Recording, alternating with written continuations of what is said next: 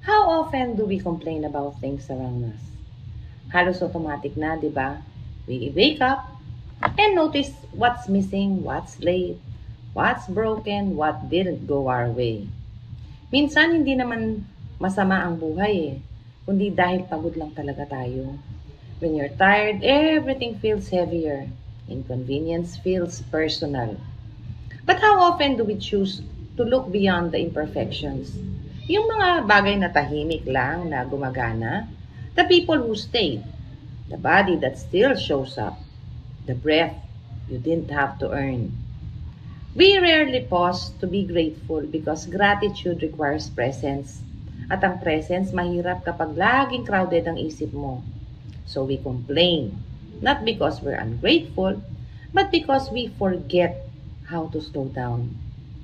Being grateful doesn't mean pretending everything is okay. It doesn't erase the struggles or the disappointments. It simply reminds us that even in chaos, there is still something holding us together. Minsan, isang bagay lang sapat na.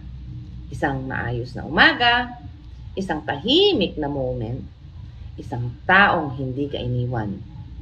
And when you start noticing those small good things, you don't magically get a perfect life, but you get a softer heart, a steadier mind, and a little more strength to face whatever comes next.